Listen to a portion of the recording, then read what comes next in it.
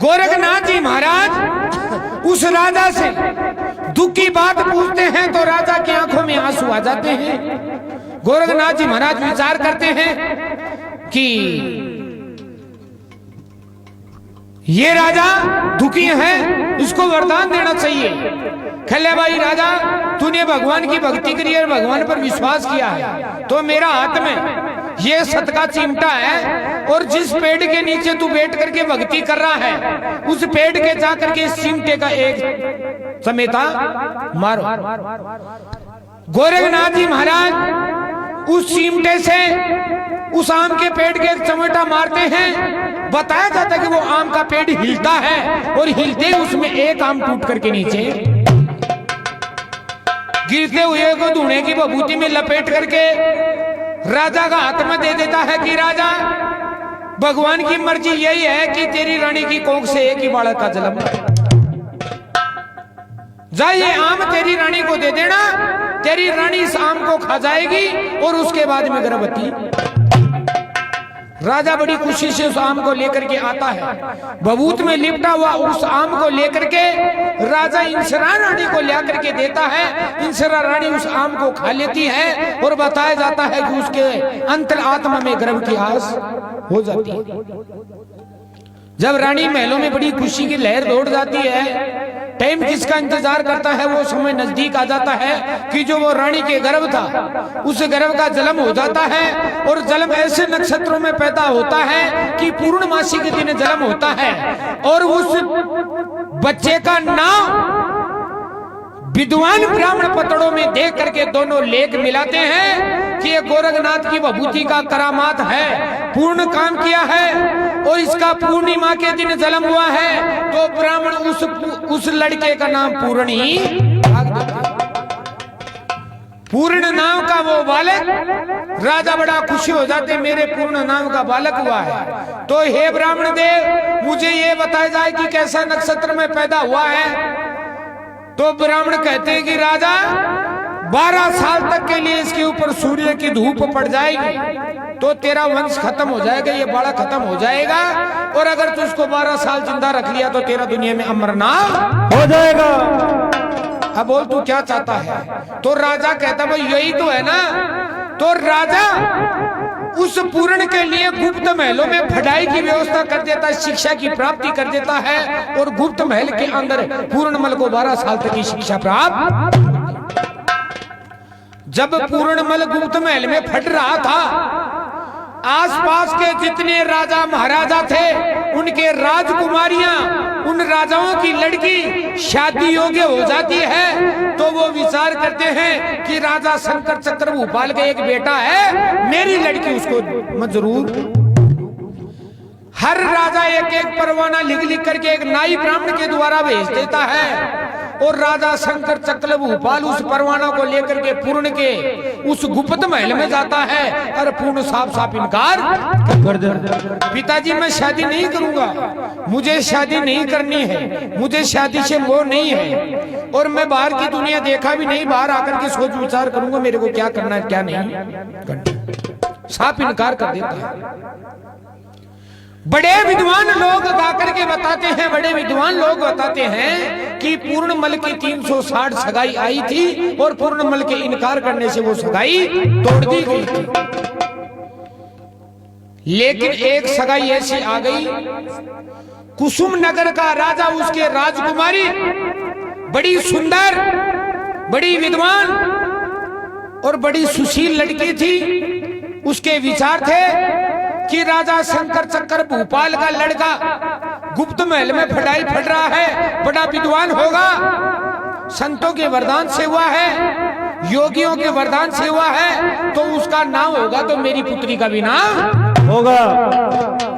लेकिन भी राजा कुसुम नगर का राजा फूल चक्र महाराज ने ये बात को मालूम छो कि बड़े जो भी परवानो जाए से ना भी परवाना न वो पूर्ण ठोकर मार वापिस किया क्या जाए। तो एक क्षत्रिय, जो क्षत्रिय राजा होते हैं उनको एक बोल मार दिया जाता है तो वो बोल का बदला लेने के लिए उस कसम को पूरी जरूर करता है। तो एक परवाना में बोल लिख देता है, जिस राजा ने अपनी माँ का दूध पिया हो, जिस राजा ने अपनी क्षत्रिय माता का दूध पिया हो, छत्राणी की औलाद हो, वो मेरे राज दरबार में आए और मेरा लड़की का स्वयंवर कर रहा हूं, उसकी शर्त पूरी करके ब्याह करके ले जाए। ये परवाना लिख करके किसको भेज दिया? पूर्ण के पिताजी को। वो परवाना आया था सिर्फ पूर्ण के लिए। राजा के विचार थे कि भाई मेरी लड़की ने पूर्ण ब्याहेगा, भाई क्षत्रिय का बोल चुकाने के लिए आएगा, पूर्ण ऐसे तो नहीं आएगा। गुप्त महल में जाता है राजा शंकर चक्र भूपाल, और जाते ही पूर्ण उसके भी ठोकर खन्ना। तो मैं भी की शर्ता न मानू, मन ध्यान नहीं करना के शर्त रख रही थी, और नहीं मन पिताजी लड़किया सु शादी सु कोई मुझे मोह नहीं है, ठोकर मार देता है। लेकिन राजा शंकर चक्र भूपाल, राजा शंकर चक्र भूपाल भी का नाम को परवानो, शालकोट नगरी को परवानो, अगर वो सुनो रह जाए तो राजा की बड़ा बड़ा राजा में नाक हट जाए। राजा ने विचार किया कि मेरा बेटा तो जाएगा नहीं, क्यों ना मैं ही चले जाऊं, भाई मेरे को तो बोल का बदला चुकाना है, मैं इस परवाना को लेकर के इस बोल को पूरा करने के लिए जाऊंगा, क्योंकि मैं क्षत्रिय हूं, मेरा क्षत्रिय का धर्म है। राजा शंकर चक्र भूपाल पूर्ण का बाप उस कुसुम नगर के अंदर चला जाता है फूल चक्र महाराज। फूल चक्र महाराज की बेटी का नाम था लूणा दे। लूणा दे जब शादी की जो शर्त रखी, वहां पर खूब राजा बैठे थे, उस शर्त को कोई भी राजा पूरी नहीं कर पाया। लेकिन जो पूर्ण का पिताजी था राजा शंकर चक्र भूपाल, बिल्कुल बूढ़ापा आ गया था, नाड़ हलने लग गई थी, बिल्कुल बूढ़ा हो चुका था, सफेद बाल आ चुके थे शीश के ऊपर, दाढ़ी में, और शरीर के ऊपर बुढ़ापा भी दिखाई देने लग जाता है।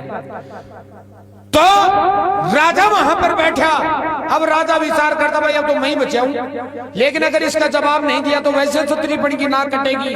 राजा उस लड़की का जवाब देता है और उस स्वयंवर को जीत करके उस लड़की को ब्याह करके उस बूढ़े राजा के साथ में वो 16 साल की लड़की ब्याह दी जाती है, क्योंकि वो तो एक वचनों का मामला था। राजा उसी लूणा दे को महल में लाया, लाते ही रास्ते में डांट दिया, भाई डट, कहे क्या, कहे मेरी बड़ी रानी आएगी और वो तेरा आरता करेगी। अतरी बात सुनी वा छोट की रानी भी तन बदन में आग।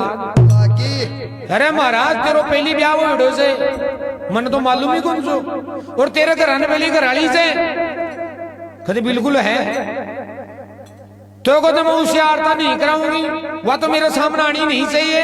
राजा आज से तेरा मेरा दो ही दरवाजा से, एक में मैं रह लूंगी, एक में दूर तेरी रानी। अरे से मैंने राख बचाओ तो भी रानी ने महल से दूर कर लो। लेकिन वह पहली बार आई, एक राजा ने अपनी राज की बातें कुछ बचाने के लिए गुप्त तरीके से उस रानी के लिए अलग व्यवस्था कर देता है, और उस रानी के लिए अलग व्यवस्था। समय संजोग ऐसा आ जाता है कि वो पूर्णमल की 12 साल भी पूरी हो जाती है, जो गुप्त महल में पढ़ाई हो रही थी।